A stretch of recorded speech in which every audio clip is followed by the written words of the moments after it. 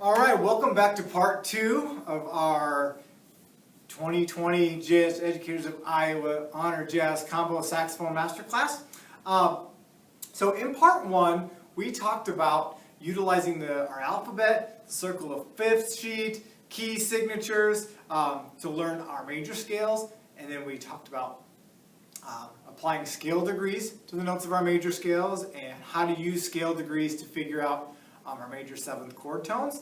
And then we also discussed how to practice in a swung 8th note style using offbeat articulation. So we had a lot of really good things that came out of that first part. And so now in part 2, what we're going to do is we're going to expand upon our knowledge of the major scales and scale degrees, and we're going to discuss 2 very common jazz scales: the Mixolydian scale, the Dorian scale. And we're going to do that by coming up with a formula using our scale degrees, and then also our dominant 7th chord tones and our minor 7th chord tones, and once again utilizing scale degrees to figure all that out, and then how to practice it utilizing circle of fourths or fifths, and then with our offbeat tonguing. So a lot of good stuff coming up here in part 2, so here we go. So the first thing we're going to discuss is how to figure out this Mixolydian scale. I know it's a really long, scary looking word, but Mixolydian scales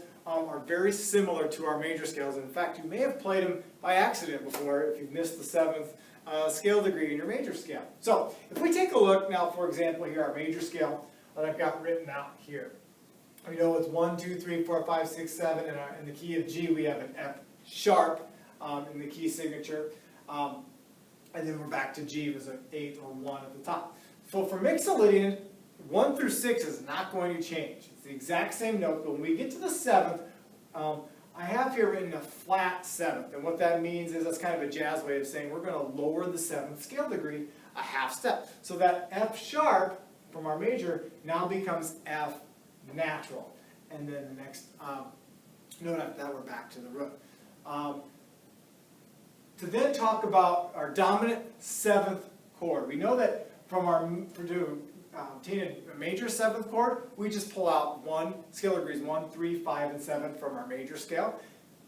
For our dominant 7th chord, we do the same thing. We're going to pull out 1, 3, 5, 7 from our Mixolydian scale, but the formula 1, 3, 5, that lowered 7th from in relation to the major 1, 3, 5, flat 7. So that F sharp from our major now becomes F natural.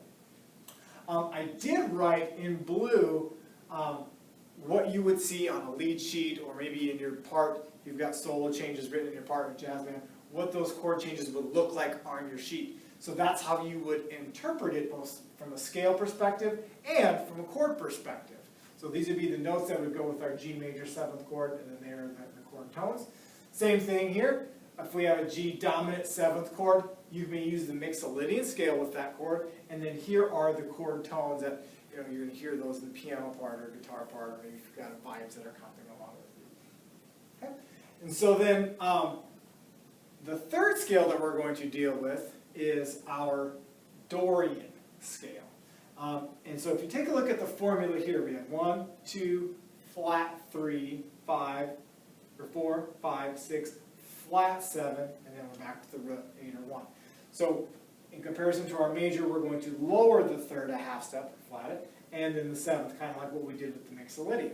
So then to obtain the minor 7th chord tones, we're going to just pull out of our Dorian scale the root, flat 3, 5, and flat 7, and there it is.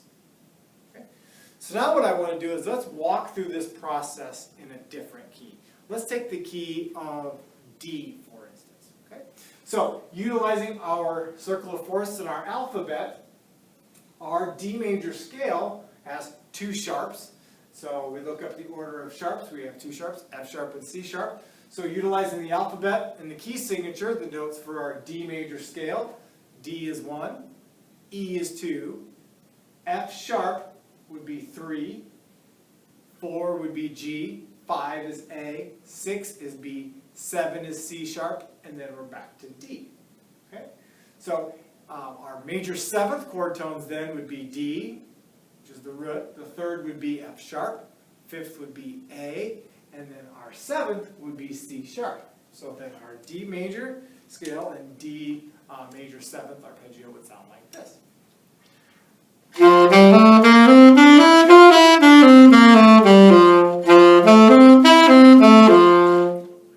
If we want to get D mixolydian scale, or play our D mixolydian scale and our D dominant 7th chord tones, we're going to make one alteration, and that from our formula would be, we're going to play 1, 2, 3, 4, 5, 6 the same, and we're going to flat or lower the 7th a half step.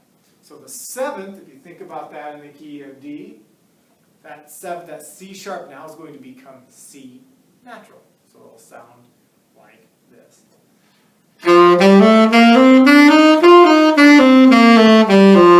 then our dominant 7th, 1, 3, 5, flat 7. And there you have it. So now for our Dorian, if we follow the formula, the scale degrees compared to major, 1, 2, flat 3. So if we think key of D, D, E was F sharp, so now it's going to be F natural.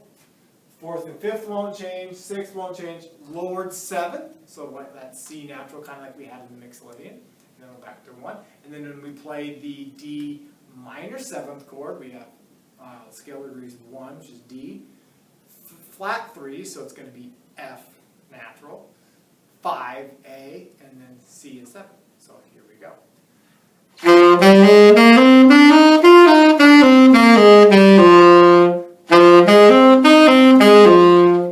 Notice when I practice it, I played it with a swung 8th note, offbeat tone, swing style, which is really important to do, so we get used to playing in that swing style so that it kind of carries over into our soloing. So now what we can do is we can apply this now to any scales that we know, or we can practice it along the circle of fourths or circle of fifths. And what I did when I was coming up, when I was 8th, 9th, 10th grade, when I was learning these, is I would just go right on down. I'd play major, my major scale, my major 7th chord, then I would play my mixolydian scale and my dominant 7th chord, and then I would play my Dorian scale and my minor 7th chord. So it got me thinking about these formulas, and I always related back to the major scale. It's a really easy way for me to quickly learn these. So I'm going to start in the key of F, and I'm going to go major, major 7th, mixolydian, dominant 7th, Dorian, minor 7th. I'm going to do it with jazz articulation. I'm just going to play one octave for right now. So here we go, starting on F major.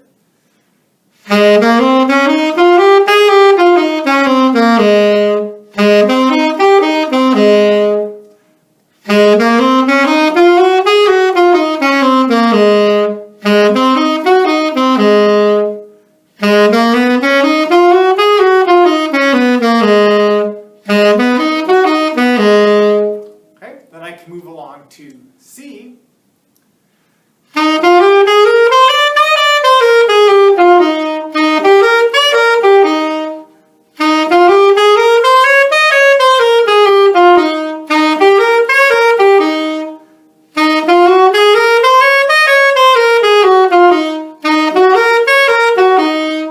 Key of G.